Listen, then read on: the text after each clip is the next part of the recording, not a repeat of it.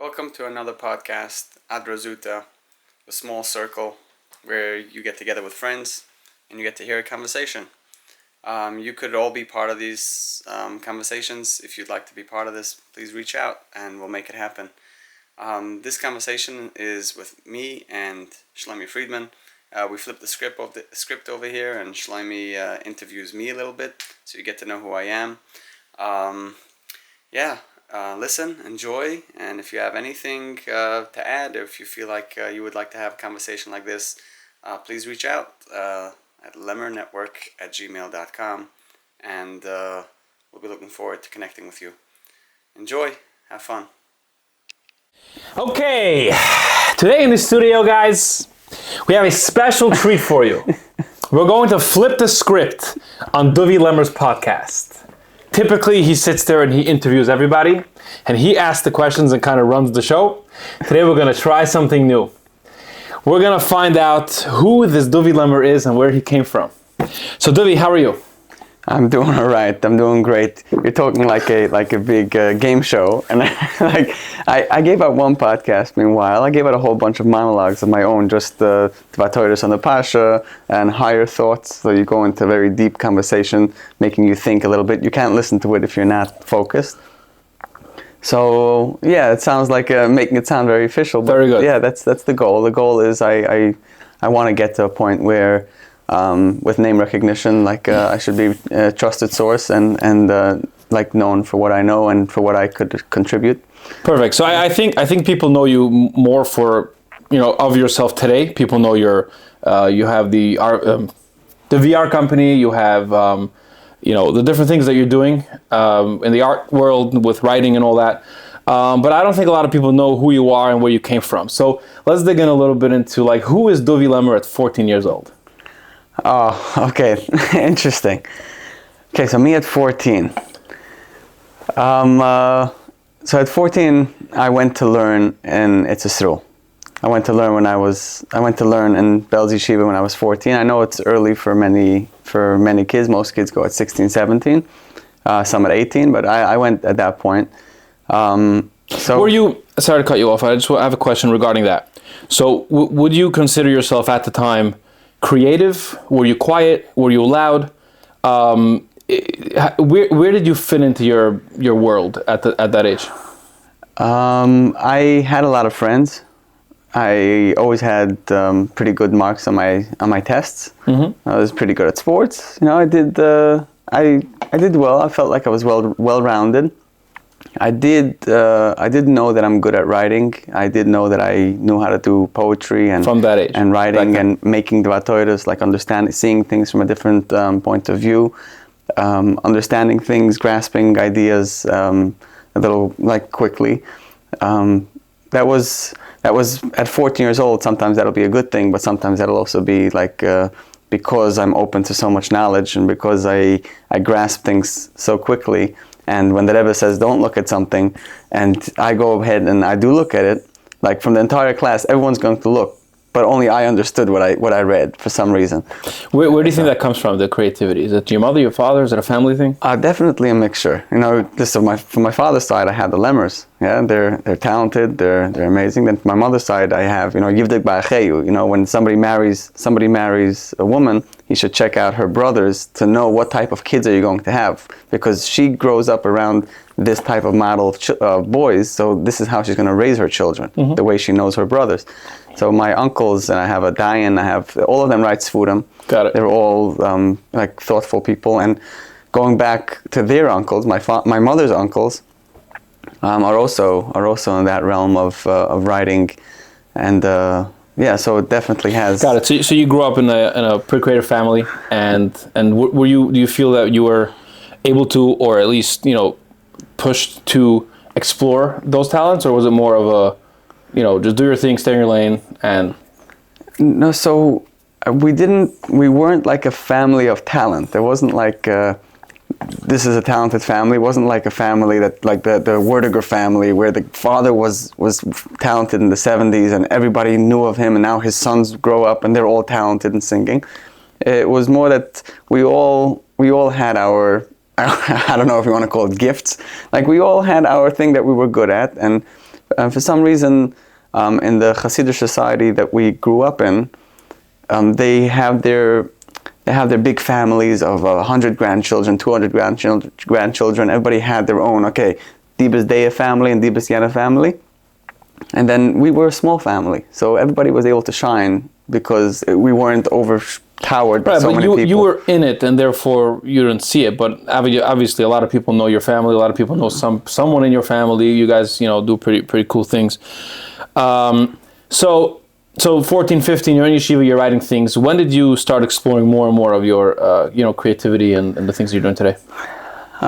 Okay. So there are a lot of ways to answer that. I'll go like this. I wrote a book recently. Okay, it's called Who Am I? Okay. How did that come to be? So the quick answer is it's called 2 years of depression, and then you could write a book in 6 weeks. So technically, many of the things that I know right now are because of things that happened to me when I was 14, 15.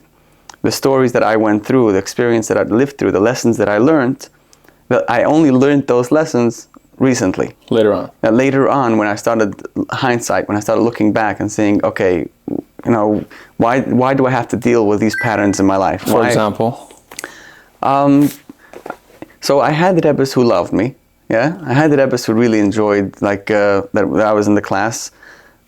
And but then I had the Rebbes, for some reason, they were like, okay, since this guy learns very fast and he understands things and he always gets 100, that means he wastes a lot of time as well.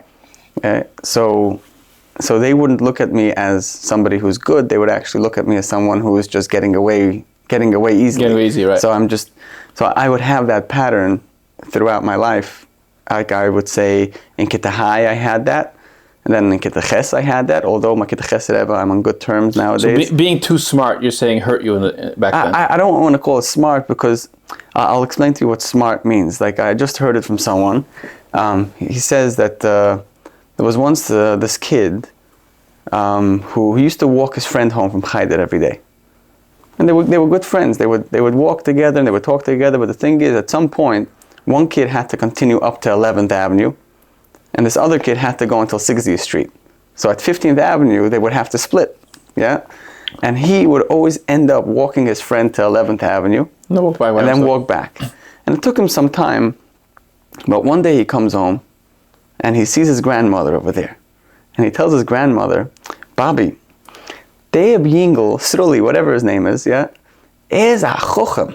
He makes me walk him every day, and I don't even notice. I just noticed today. Yeah? And the grandmother says, if you were able to say such words, besti de chochem.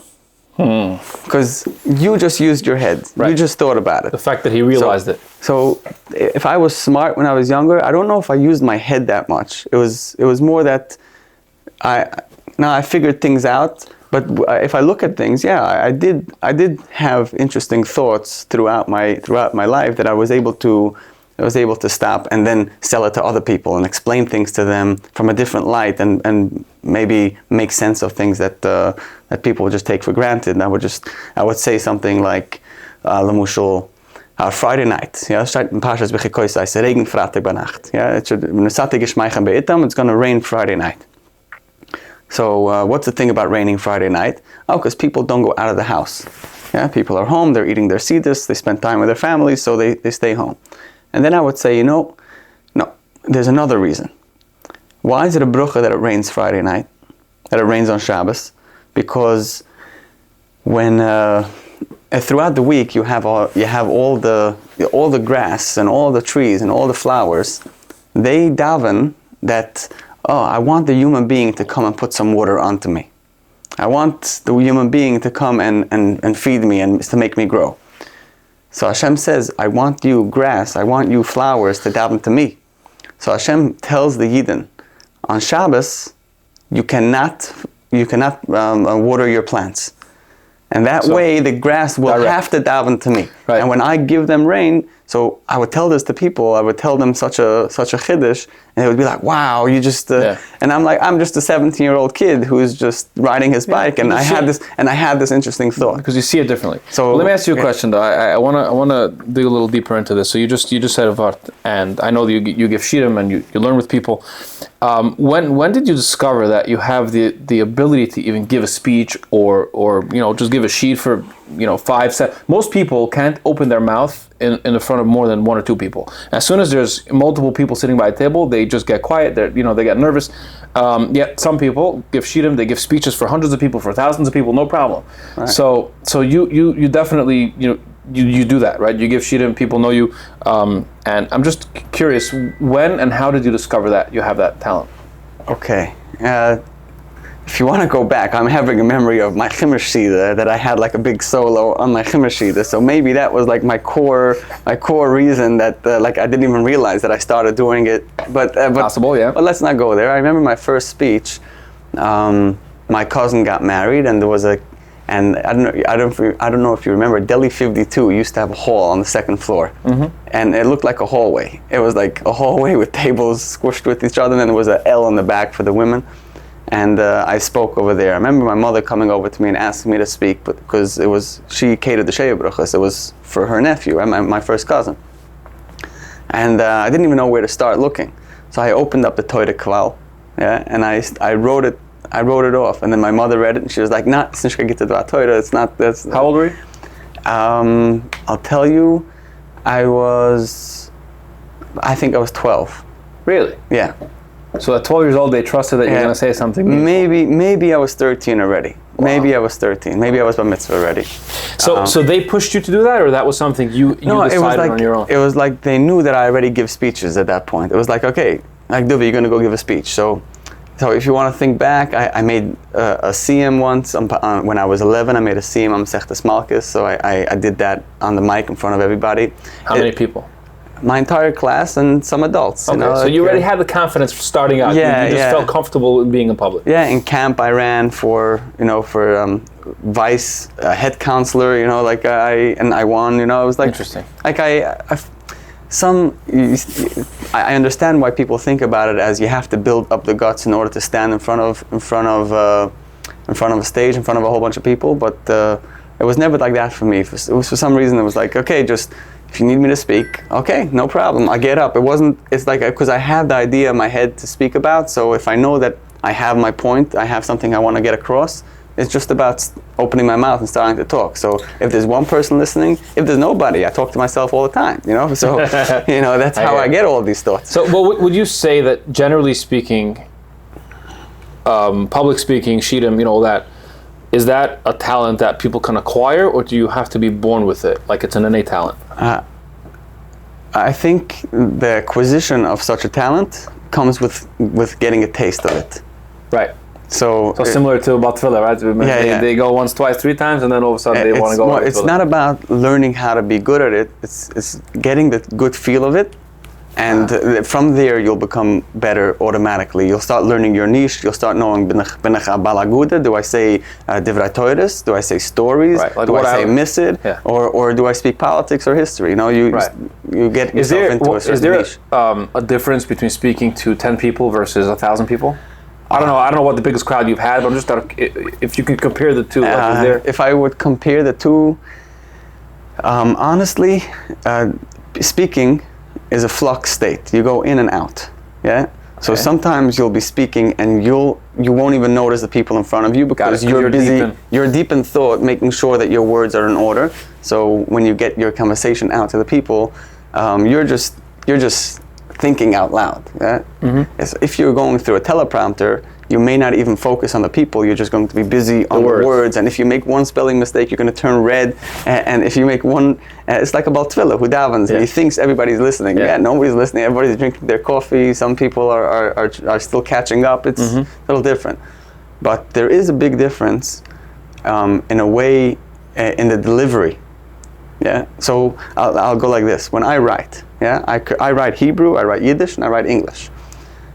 When I write, there are different formats that I write to. Sometimes I'll imagine that I'm talking to an English-speaking crowd.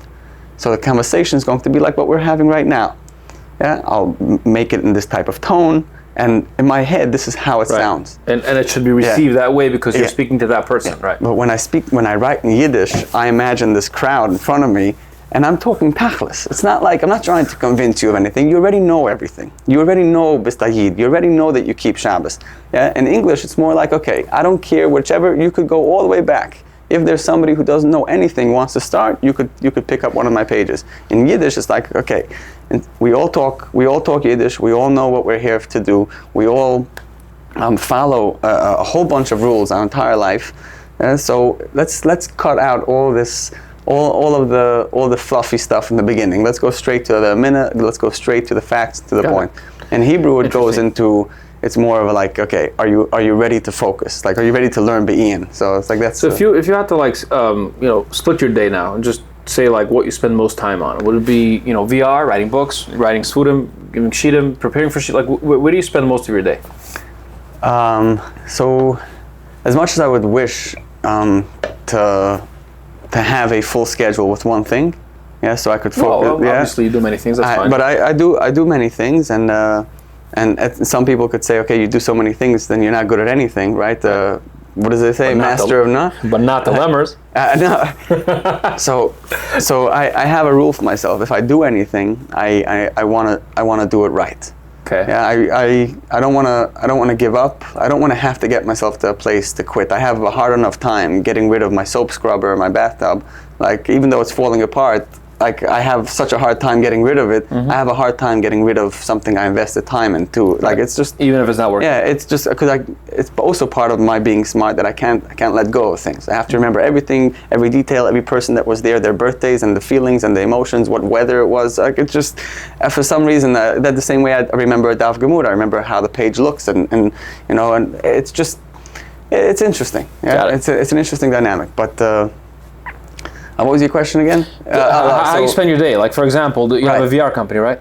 Yes. Okay. So when I have a VR job, I'll go and do it.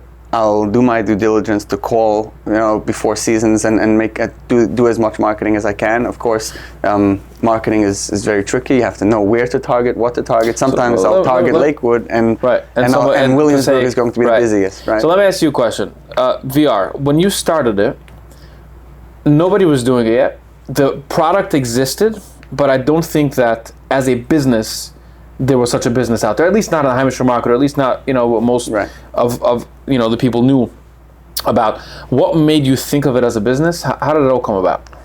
The easy answer is we went to Chalamoid in Pennsylvania, the entire family, and we went to this mall, and they had a VR station where 4 people could compete against each other. And I was very good at it. And, good at what? Good at the game. At whatever game it was, I kept on winning. And no matter which siblings came into the ring, like I kept on knocking it out. Maybe I lost 1 or 2. I don't know. Yeah. But it was a good experience. It was a good experience. And then we started talking about it. And when you talk about stuff, your phone hears and it starts sending you ads. And we started getting ads. Me and my brothers, we started getting ads of the Oculus Quest. It was a $400 machine at the time, maybe $500. And when I saw it, I was like, you know what, I could do this. Yeah, I could. That was so it. Your thought process initially was to set up a shop similar to the mall, or? No, my original thought process was I'm going to create a fitness thing. I'm going to call it the VR Fitness. And we're going to have a whole bunch of exercise games, and like people could pay a monthly membership, like a gym, and they could come play VR for an hour. What happened to that? I couldn't figure out a location, and I had my basement, but I didn't have parking, and it was right before Hanukkah, so I said, you know what? I had 10 machines. I said by Hanukkah is going to be my first tryout. If I see that I make my money back from the entire expense, then I'll see. Then I know that it's a good business. And Hanukkah came around, and it worked out. It worked out very well. I was very happy. Purely rentals. Parties. I would go down and take these 10 machines and go to 1 party or 2 parties a night. Got it. So parties came. So first, okay, let's do a location. Couldn't find a location. You know what? Let's try go down to somebody's house. We'll bring screens, whatever is needed. Right. And so there was no. You didn't sit down and say, this is a good industry. It's untapped. Let me figure out a strategy. Let's go build something. You literally just scrapped together a couple bucks, bought a couple of machines, and went out to party. How did you get the first few parties? It was status. I opened it in November, so the second I posted it, I started getting calls for Hanukkah parties. Really? So I got booked up. Within 2 weeks, I was booked up for Hanukkah, and then I started continuing with getting more calls. So if I saw that I had a party in Borough Park the first night, I would say I'm available in Borough Park for the first night. But not at 7:30, I'll be there at 9:30. Got it. So this way, you're using the fact that you're there to get more in that same location, so it's obviously more cost effective. So it worked out. It worked out well. And then the winter came along, and I had a few office parties. And and I had a bas mitzvah too. Actually, my first job was a bas mitzvah before Hanukkah. I had a bas mitzvah already. Really? From your status? From my status. Wow. And my wife actually went to do that job because it was for girls. Mm-hmm. And so I had no clue how to run a party. Right. But she had already done one. Uh-huh. So she kept on giving me advice before Hanukkah. Right. Like do this, do that, prepare for that, whatever. Yeah. Like which games are good and which. And how did you guys learn how to? Again, using a machine is one thing, but then setting it up for a party, making sure that multiple people are entertained and people can play with each other. Like, how did you did just YouTube? Like, how did you figure all that out? I sat a couple of nice few hours. Lay up a few late nights, and I got to know. You took apart the Indian. How to make a wireless network to run between them, so I could make interactive games like between each other. Although I ran into problems as the machines got older, and I started running into problems later with it. So you have new machines now? Now I have the Oculus Quest 2, and I was thinking of getting the 3s, but the 2s are going down in price, and they're still very good, and they're not gonna. Meta already said that they're not going to update the software for another couple of years, so the 2 is safe for now. The number 1, the first black ones that I bought, those are not going to be updated by the beginning of next year. Right. Yeah, but so. How did you grow from a couple parties, Hanukkah, whatever, bas mitzvah, to what it is now, where it's pretty much I think you're considered the brand name in this industry. You're the first one who did it. Yes, there are copycats, but you guys are pretty much the one. Right. How did you go from that couple parties to make it where it is now? Okay, so that's where COVID comes in. Okay, I started in November 2019, right before Hanukkah, and then by February, March, that's when COVID came in. And I already had bookings for bas mitzvahs, because the way bas mitzvahs work, you go to one bas mitzvah, and then all the friends... Sure, everybody wants the copy. Everybody wants the copy, and depends which location you are. If you're in a location like Deal or Bergen County, if they don't spend $30,000 on a bas mitzvah, then it's not considered a bas mitzvah. It's like, you just threw an 8-year-old birthday party. You have to spend this amount. You need to bring a pony. You need to have influencers and stuff. Right. A lot of peer pressure. So I had a few months lined up with bas mitzvahs, but then COVID came, so everything got canceled. So they just canceled their parties. Yeah. What did you do with deposits and stuff? No, so whatever I had to pay back. Yeah, really? Some people said, we'll call you back, but it never. The deal. They kept COVID going for a very long time. Uh-huh. So the truth is, I already had parties in April and May during the height of COVID. Yeah, there were Sheva Bruchasen that had to be in garages. Yeah. I came down to those. Yeah, there were people made the chalamoids. I was very busy with that. But then what else was that the rentals started happening. The rentals started happening, meaning that you started to offer a new service because you felt that people don't want to do parties, or did people just say, hey, listen, we don't have a party, but we need to entertain our kids, so can you please rent it to us? So the rentals started from the customer's end. Got it. And they started reaching out, and I was very reluctant in the beginning, because I was like, if I'm coming to a party, I take care of all the machines. Right. Every piece comes home with me. If something breaks, I charge on the spot. But over here, once I have rentals, and it goes from Rivki to Suri, and from Suri to Chaya, and from Shloime to Yankel, who knows where it broke? Yeah, everybody's just. It's never in their hands. It's always broke by someone else. So luckily, I learned a little bit of Bumatzia, and I knew. You can't charge for a rental only at the end. Yeah, so for any rental that you rent out a house or anything, you charge at the end of the month, because they might find things throughout the time that you didn't deliver. You didn't deliver a certain service. So that would technically work against me because I'm renting it out to people. Yep. And what if they didn't get the full service? They're not going to want to pay me.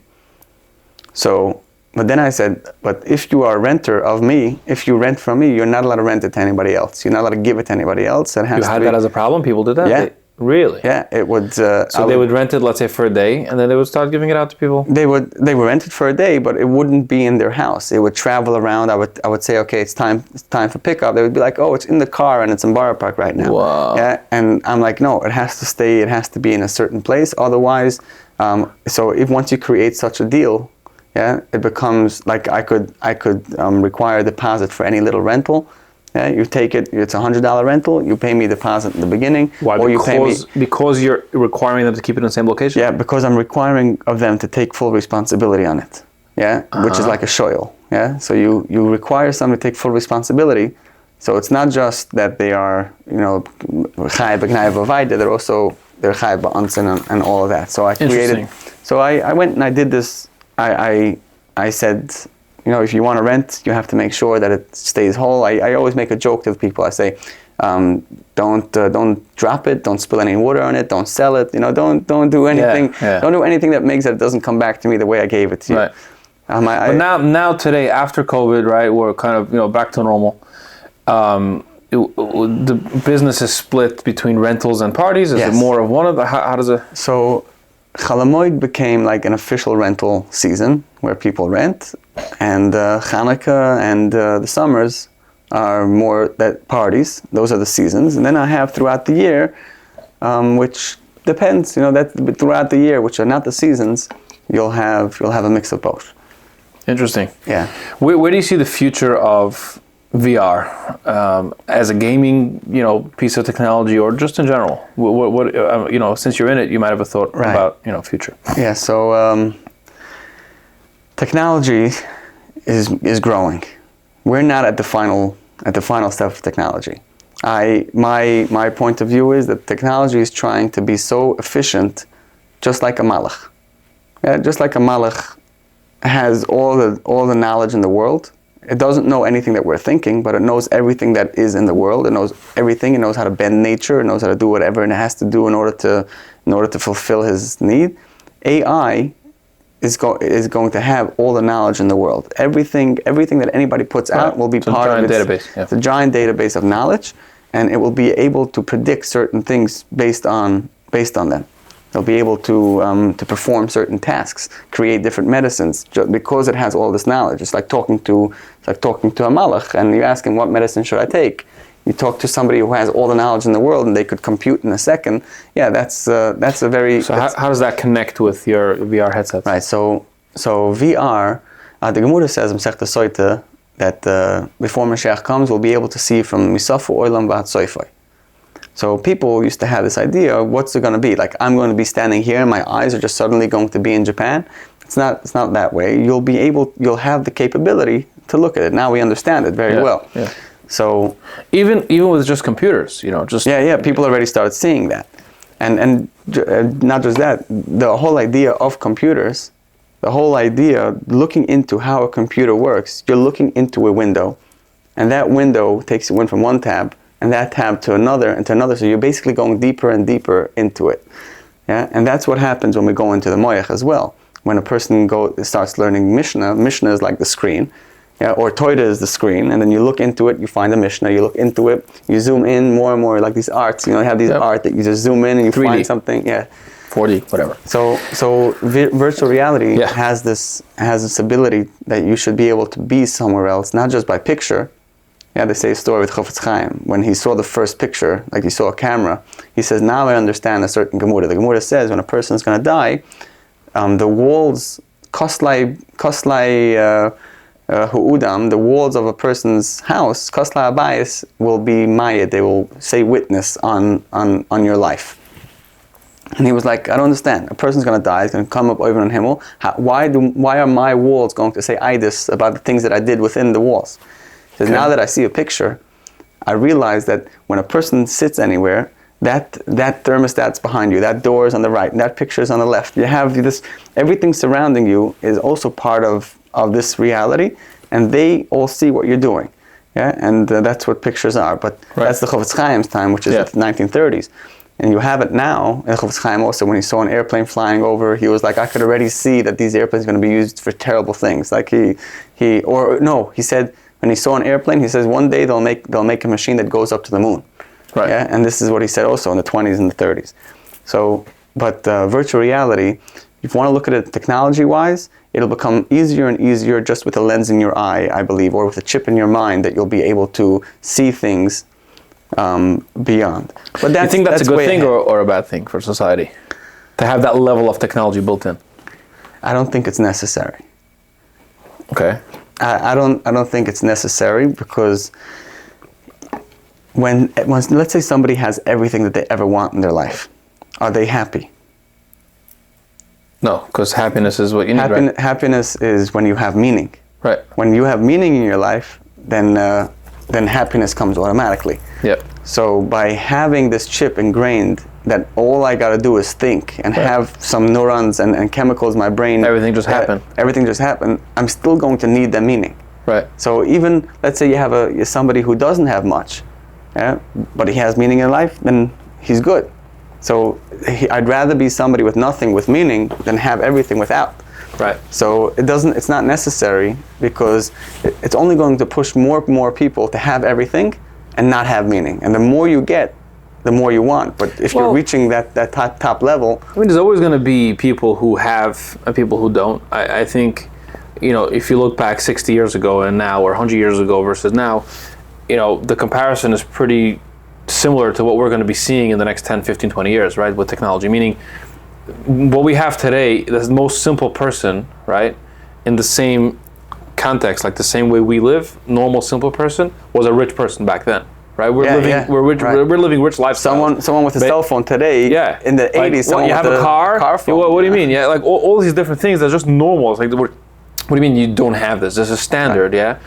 Back then was a rich person. Even like you said, it's not that long ago. We're talking about 40, 50, 60 years ago. So even in the future, with all this new technology coming in, I think that there's still going to be people who are going to be missing versus people who are going to be having. Right? It doesn't. Okay, not necessarily everyone's going to have a chip. The level will change. Maybe the threshold will change. True, but I think there's still going to be. That's how generations work. Yeah. Generations work that based on your like battles. Every generation, we have the same bad guys in throughout history. Yep. Yeah, you go to 1200 to 1600 and 2000s, you always have the same bad guys. They're just dressed in different costumes. Yeah. Yeah, different Gilgilim or reincarnations, or let's say they're not reincarnations. They're just you need a play needs to have all different types of people. Yeah. But you have different technologies that you have to fight. In 900 BC, you have to fight the wheel. Yeah, because that's when the wheel was the greatest thing. Whichever army had the wheel, they were the winner. Right. And now, whichever army has the most advanced technology, you don't even need billion-dollar airplanes and boats. All you need is a tiny little drone that you pick up from Best Buy, and as long as you attach that little chip of AI, it's going to directly hit the target, and it costed you $150. So, in the topic of technology, marketing, technology, business. Do you use, and if so, how, technology? You said WhatsApp status, that was one, but I'm curious to know if you do any other marketing for the business or any of the things that you do, whether your book, you're trying to sell your book now, we'll get into that in a minute. If you do, and if so, what? So, okay. So marketing is a touchy topic because marketing means that you have to spend money before you make anything. Yep. Okay, that's a very touchy topic because you have people like me, like we're only making money in our seasons. Between the seasons, it's the Eibusher Schicht. Yeah, he makes sure that you cover your month. The Eibusher Schicht you in your season also. Yeah, of course. Yeah, 100%. What am I even saying? Yeah, saying this. The seasons have proven themselves to come without marketing. Got it. Okay. Interesting. And throughout. Well, hold on a second. The seasons are seasons because at some point you did marketing to become a brand that's now known and people know you. You might not. It's true. Need it as much as you needed it back then, but at some point you did it. It's true, and that's why when Hanukkah comes around, the phones start ringing a month before. Yeah. But when throughout the year, if I don't constantly do marketing, if I don't constantly network with other people, it wouldn't happen. then it's like, as much as people know who I am based on the brand that I created for the seasons, like Chalamoids, I get calls. I mean, I get a few responsible people call me a week before Chalamoid, and they're worried that I won't have any machines for them. And then on Sunday, 11 o'clock in the morning, I get a call from, hello, this is Mrs. What do you mean you don't have one available for me? No, I need one. I'm like, for when? For tomorrow? No, I need one now. Yeah, where? In Monroe. It's like, whoa, I could get you one, I could get you a couple of them there tomorrow, you know, I could take care of that, you know, so this is how it works. But throughout the year, if I don't do constant marketing. Like what? What does constant marketing look like for this brand? It would mean networking, talking to a lot of people about it all the time. So that means meeting new people. Just personal interactions, one by one. Meeting new people all the time. So if I meet my same 30, 40 people every single day, like by my minion and by my shear and you know, my grocery, that's like, those are the same people that I meet. And I need to find different places that I get out to that I could have those conversations with. The best place for that is when I go to a party.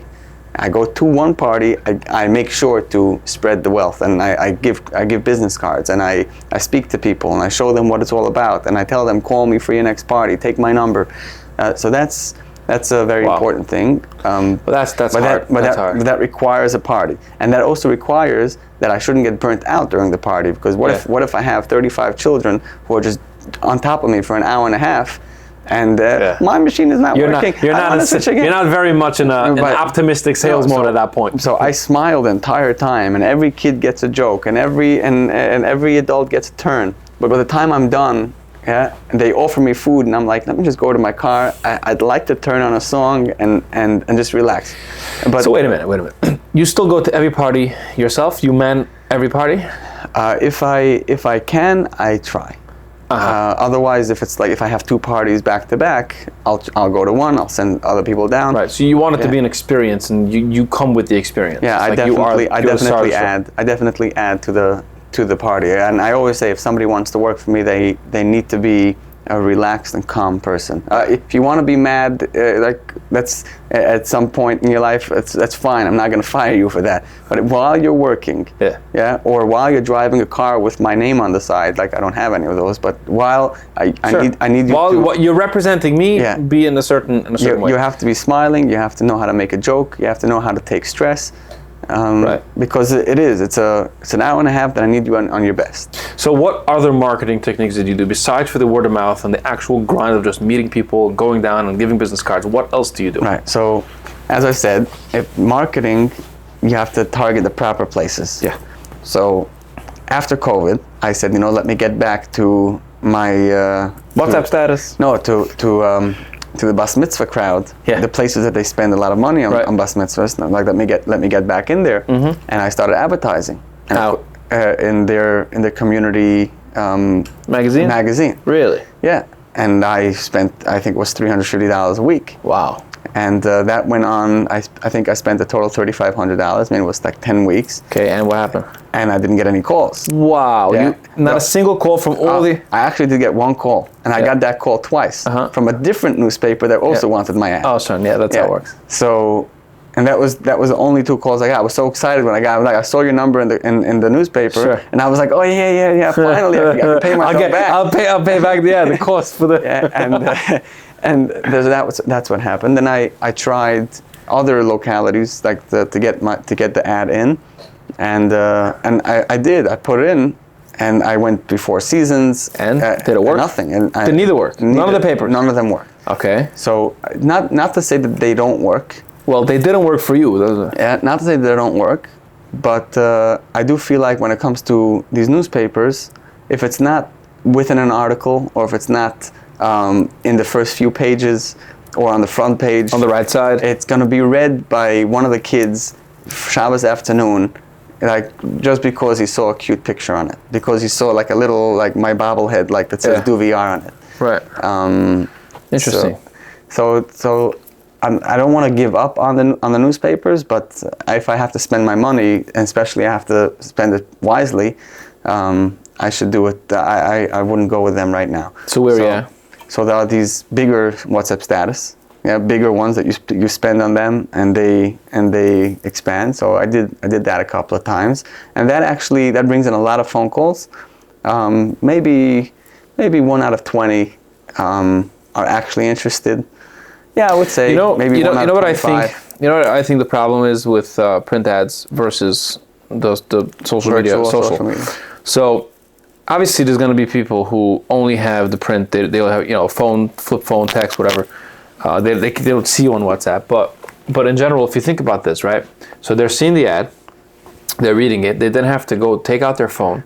First of all, if it's Shabbos, they have to remember the next day, fine. If it isn't, let's say they have to take out their phone, dial your number, which is multiple steps, and then wait for the ringtone and wait for them to, wait for it to go through. And I better be good on the other side. You have to pick up and be in exactly. Versus they see this little clip or whatever online, they then get a link a second later, there's a link. They click one time, which means one click has a full message written up. Exactly. And all you gotta do is click it and press send. Yeah. And now it's up to me on my end. It takes a split second. It takes a split second, literally no effort, and they're already in your inbox. And then you can call them back or message them back, whatever it is. It doesn't have to be immediate. It can be within a few minutes. The point is that it's so much easier for them. They don't have to think. It's like, oh, I saw it, click, boom, done, it's in.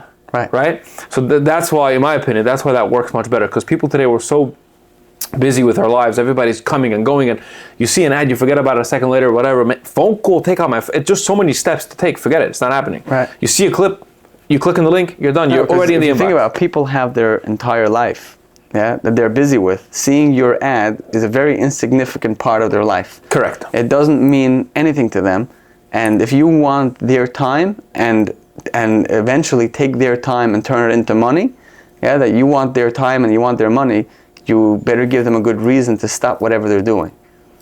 Okay, so if you're going to go and give them an ad on social media, they're not even stopping what they're doing, but they're giving themselves a chance to be stopped in the future.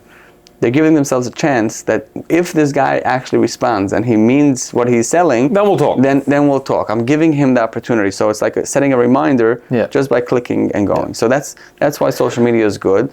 Although I find that there are different social media applications that you could use, and not all of them are so beneficial for every business. What do you mean? If someone's going to say Instagram is the best place to go for your marketing, it depends what you're selling and how you're marketing yourself. If it's just going to be putting up an ad or putting up a reel every now and then, it's you could get followers. But many people go on for the sensation of it. They like to enjoy. They like to go through the reels. They're not going to stop. When you see an ad on Instagram, it's usually not what you're looking at. You're looking at what's the chachma behind it. What's this person doing? Is it silly? Is it funny? Is it something I could share with somebody else? So you have to really target and know what you're doing with that outreach. The key is that your ad needs to be a showstopper. It needs to stop them from scrolling further. And you need to be able to stop the right people to click. So I need to target the proper people. I need to target those people with an ad that's going to speak to them. Yep. And I better deliver as much as the ad promises. Yep. And those are 3 strong rules. Makes sense. Yeah. Okay, your book. Okay. How did that all come? I know you mentioned earlier regarding sort of it's been your history and your past, and you kind of thought through it. When did you decide you want to write a book? How did it all come about? Okay, so there's a lot in a human being's life that they go through. Okay, a person is a little child. A little child is born.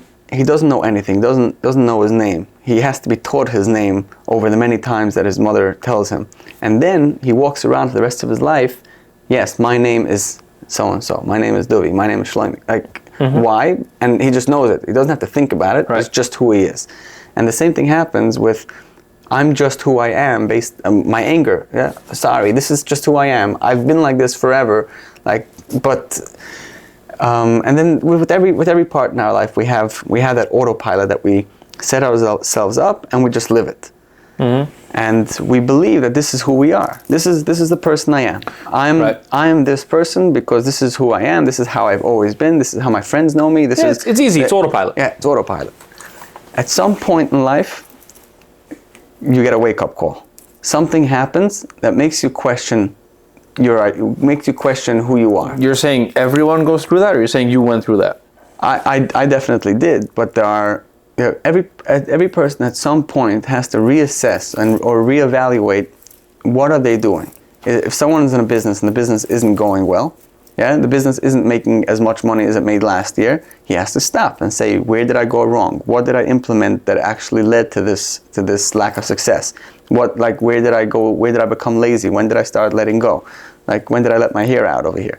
And once you get to know that, you could say, okay, what am I going to do for the future so that this doesn't happen again? What were the causes to this?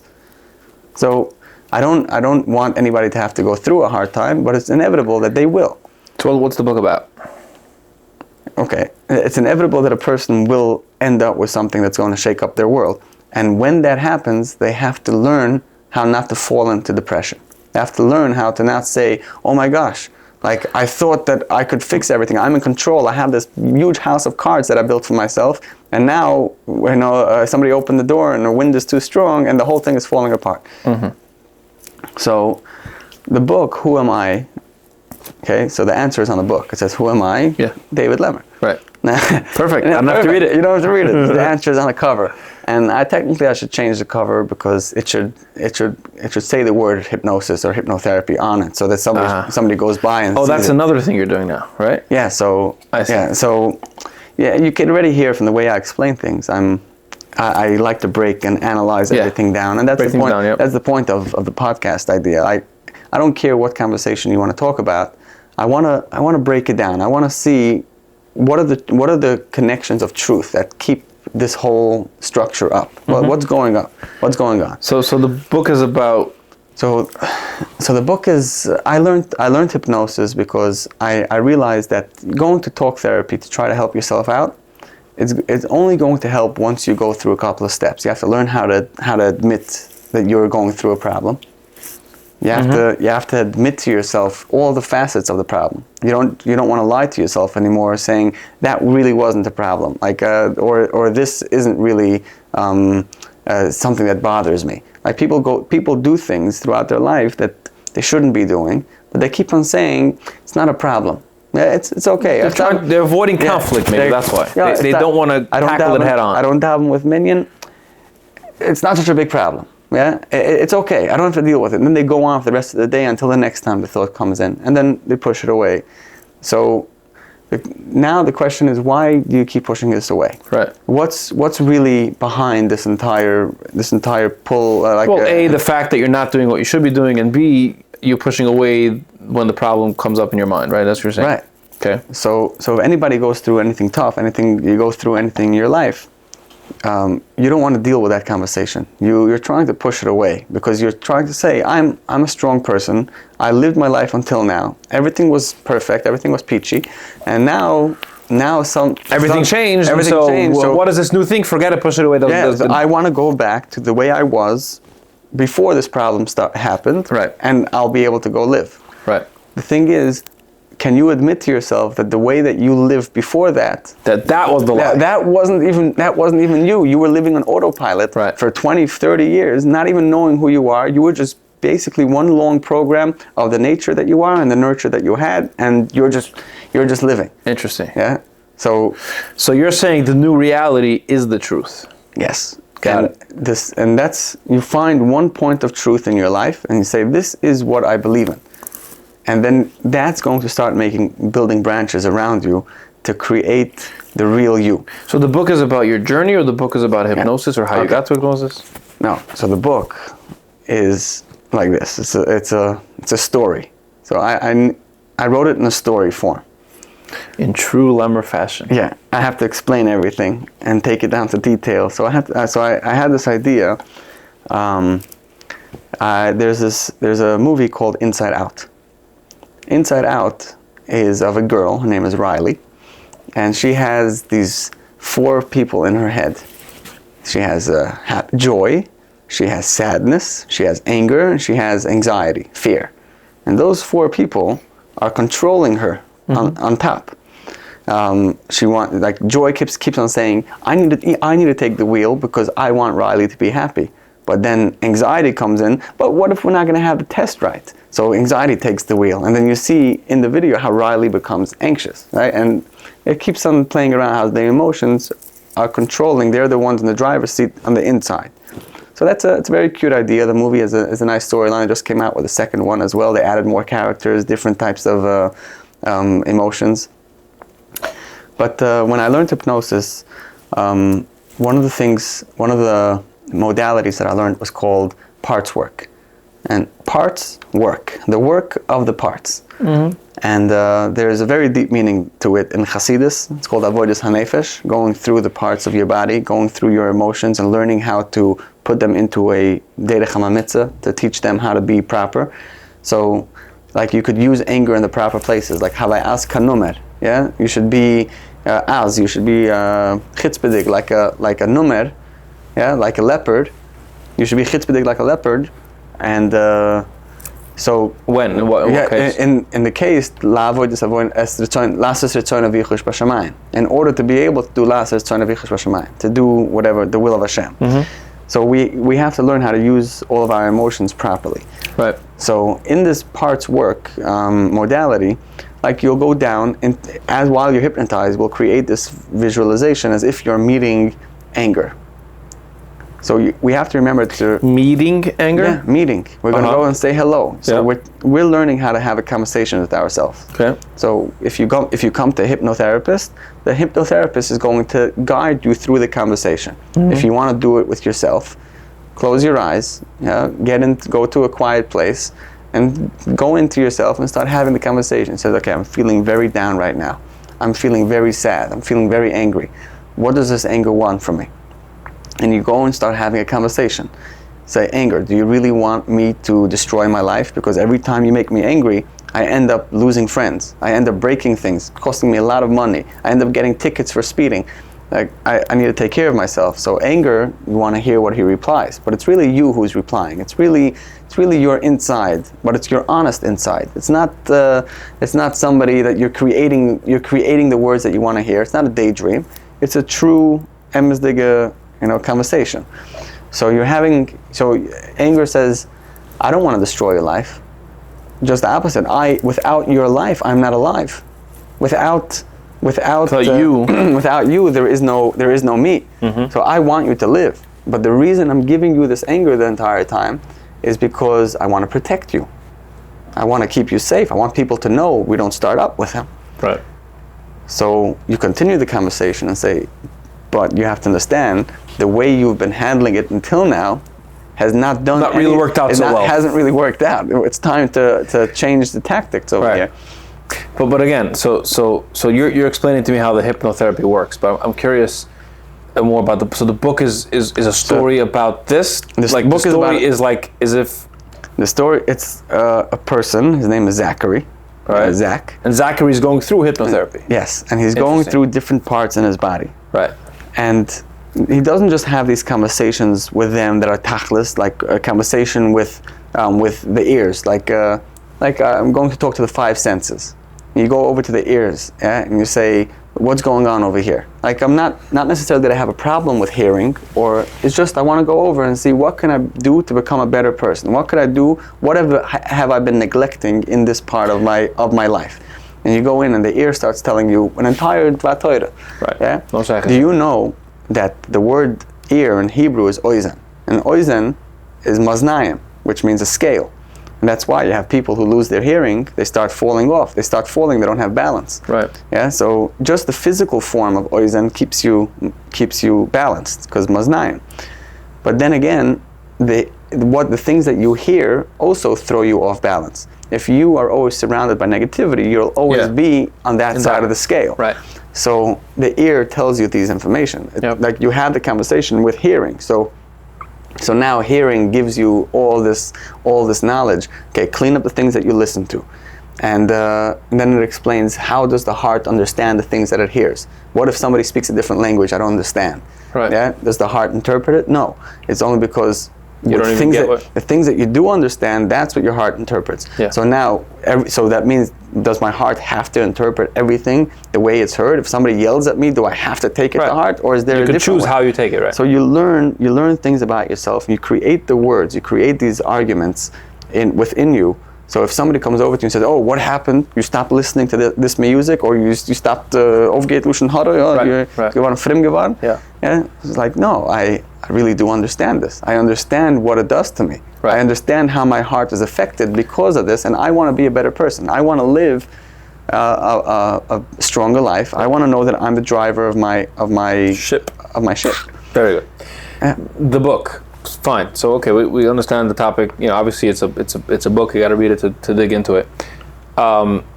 The process of publishing, writing, publishing, getting it out there, marketing. How does all that work out? Do you do it yourself? Is it self-published? Do you go to a publisher? How does all that happen? Okay, so it's a very interesting topic to get into, because there's a lot to cover. So the writing part, for me, is the easy part. You sit down. Yeah. I say. It's all you. It's like it's all my thoughts. It's organic thoughts. It's not like I'm a journalist and I have to go and dig in and I gain 2 lines every 5 days because I found out some more information. So until I finally have an article, it takes me a month. No, over here it's just my organic thought. So I sit down and I start with a topic and I'm like, okay, we're going to talk to the 5 senses now. We're going to talk to my eyes. So fine. So you wrote it. So whatever. the writing is the easy part. Okay, got it. So you have this stack of paper. Now what do you do with it? I have a file and Google Docs. If I find a mistake while reading, I print out. So okay, Amazon has an interesting idea. They have a thing called Kindle Direct Publishing. You could go and upload your PDF in the size of whatever size they offer. Like you want to do a 6x9, which is a normal size book. You go and you put your whole file on a 6x9 and you upload the PDF. They have a book cover creator, so you could create a cover. So you take any picture, you put it in, you make you put the words in the back, you could put your picture in the back, whatever. And then you could order proofs. So that means you order a couple of copies that say not for resale on it. Mm-hmm. Yeah, not for resale, just meant for you to read and review. And I always have my proofs around me in my car or in different places. And when I find a mistake, I just go into my phone, onto Google Docs, and I fix the mistake. So that's and Kindle Direct Publishing. Once you hit publish, you could you choose how much you want to spend, how much you want people to pay for this book, and it's all set. Yeah, you could create which categories they're for and what markets you're looking at. Are they mental health? Is it spirituality? Is it you go through all that information. Sorry. Yeah. No, so Kindle Direct Publishing. Yeah. So you upload your file and it creates a book. Yeah, you upload the file and you put you create a cover for it. Okay. And you set it at the amount. You put which categories they're for. Yeah. And you hit publish, and it goes onto Amazon. And then I can buy it tomorrow. Then you could buy it. Amazon prints it for you and ships it to you. Interesting. Yeah. So they only make the books as the orders come in. Correct. So there's no need there's no to cost. invest. There's no cost for printing. That's called direct publishing. And what do they charge? How does it work? So they have I think a 40% and a 60% royalty, depending if you do marketing or not.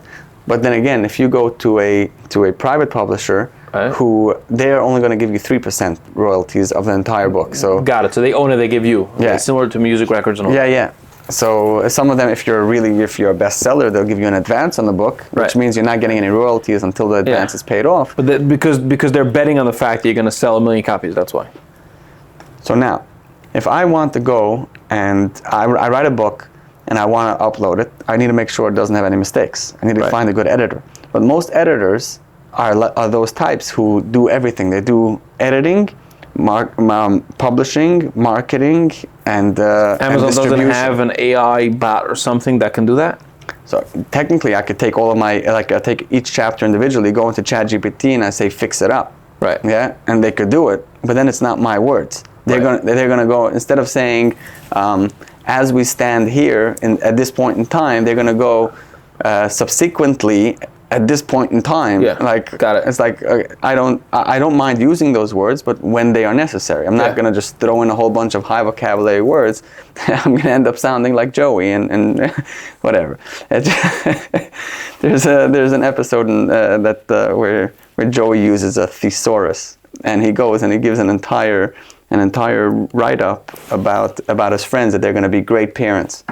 Yeah, and it sounds like they're ready to rob a bank based on the things that he said. I don't want to use those words. I want to use the proper words at the proper times. Mm-hmm. And so again, when you upload to Amazon, it's not edited yet. You still have to take care of that part before. So I just order a couple of proofs, and I keep one in my car. I keep one, in the places that I become the office, editor. And I read through it. The thing is, when I write my books, I write a whole bunch of ideas. I write 32 chapters in each book, and I write it in a couple of weeks.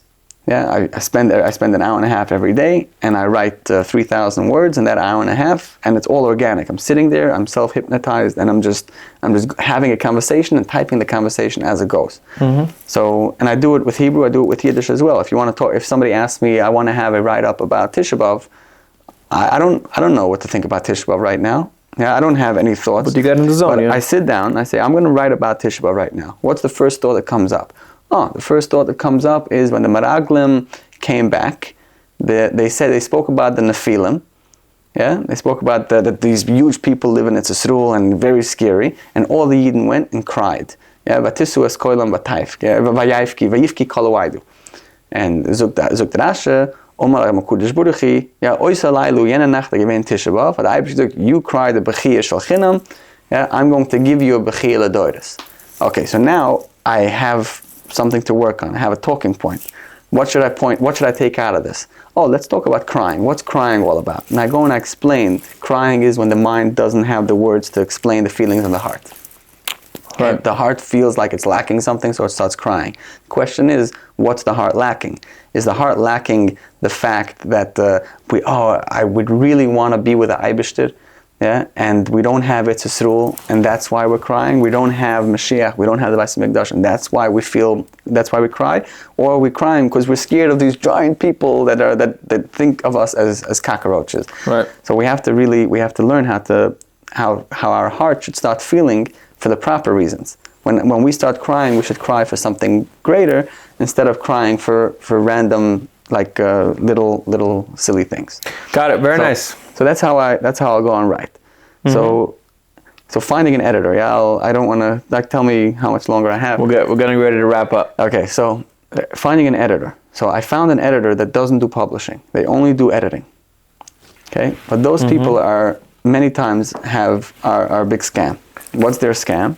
They say no problem, we'll do the editing. They give you a very good price, $1,800, and that's okay. $1,800, $2,000, $2,500. It's a normal price for you. You're going to be spending a couple of weeks reviewing, giving me a chapter every 2 days to review, and they give me all the things that they think that should be changed. I get the file, I review it, click check X. I add a paragraph if I feel like I need to clarify something. I send it back and within 6 weeks I can have the entire book edited. But then they get into all this marketing. We're going to market your book for you. You pay us only X amount, only $13,000, only $9,000. At last, if you take it today, we'll charge you only $7,000. Yeah, you go to those people, and then that's just a big scam because they don't have a platform. They don't have anywhere to put your book. So how does one go out and sell a book? Like, what is it? Besides for Amazon, you upload it, okay, fine, but that's going to sell whatever. So, it's not the only place people buy books or listen to books. And also word of mouth. How are you going to get your name out there? So Amazon has their marketing way, but then again, they're targeting Amazon as a whole. What if I write a book that's geared towards the Jewish, it's a lot of Yiddish ideas in here. I want Yidden to read it. I want them to get involved and elevating their mindset. So how am I marketing that? Right. So I could go and put in an ad. Do you have a physical copy? Like, do you sell this physically or no? Only online. Only online. Yeah. Uh-huh. And does any of the Jewish Heimische Judaica stores, do they have any online only type of book sales? Okay. So Yiddish Judaica stores. Okay, let's go like this. Any Yiddish publishing company, in order for your book to go through as they should sell it for you, it has to go through a vetting process of their rabunim and their hashkofa people, the people that they feel they are in charge of what the world reads. Mm-hmm. Yeah, they feel like if it's not in the same as magazines, most big magazines will go through the same process. So you could call it just customer satisfactory or something, like making sure that this fits our viewers. Yeah, our vision is this, and we can't allow anything besides that, and it's respectful. Okay. Yeah, it's very understandable. Question is there a Jewish publisher that widens the range a little bit and says we don't just sell Aida Charaidis, we sell OU as well? There aren't any right now. There aren't any that are. So you went to them and they said, "We don't want to do it." I went to them and some of them were interested, but they didn't get back to me. They didn't really give me much time before they turned me down. And also I have another book on Tehillim, which is poetry on all of Tehillim, like grammar, rhymes on every pusik of Tehillim, and that I approached everyone. Yeah, I sent them. Still no? No, and because for them to be able to go through this book, they're going to have to put together a team of Talmidei Chachamim who know all of Tehillim, who read my poems and find that every word is actually weighed properly, and it's going to take them longer than the time that I wrote it. Yeah, but you're not the first person to write a book that's deep. Right. So I would hope that it would get caught on. They would want it, but it seems like it takes more than just writing a book to be able to make it in. So I have ideas. I'll put an ad of it in one of these newspapers in a Jewish community and put like a barcode in the bottom. Yeah, so that way you could just scan the barcode off the ad, and it takes you straight to the page. Right. Yeah, that would be nice. It's a good idea. Have you done it? No, I still haven't. But yeah, it's an idea I keep on thinking about. But the marketing of books in the Jewish community is a little hard if you're not one of these great publishers. Right. Yeah, so it's just like the music industry. They're very nice. They do a lot of good things. Every time you see their ad, you want to see what else are they selling. Oh, what more can I get into my life? Yeah. But once you start dealing with them directly, they definitely have their ups and downs, the points that you want to deal with and the points that you don't want to. But since they're the monopoly, they end up having a last word, the final word. They're going to make you add a couple of pages or take off a couple of sentences. Right. Okay, parting message to the viewers. Parting message. Okay, my idea of life is living it with meaning. I want you every time you have a chance to bring meaning into your life, do it. Which means I know some people don't think a lot. Yeah, some people just I wake up, I get my coffee, I go to my job, and it's very respectable. Like it's very nice. Yep. Yeah, but there are going to be things that you're going to find yourself that you don't have patience doing, but you still have to do them either because you're obligated by your religion. By Hashem says put on tefillin every day. Hashem says daven. Keep Shabbos and there are things that we just have to do as much as it isn't comfortable. And when you find yourself not being comfortable with anything, take time to find meaning in that mitzvah. Really bring meaning, something that you understand, not just opening a book about mitzvah so that it becomes something that you feel like doing. Yeah, it's not just open a book about mitzvah tzitzis and say ich habe a book wegen tzitzis in the Heim. No, you start reading it, you start understanding the words, you reflect with them, you internalize it, and it becomes part of you. When you do that with anything in your life, if you do it with a mitzvah, if you do it with your anger, if you do it with your relationships, the second you start putting meaning into anything, you start finding love towards it. You start connecting to it in a different way. Very nice. And that would be my idea. That's the mission. That's the mission, and that's the mission with the podcast as well. I want people to be able to think.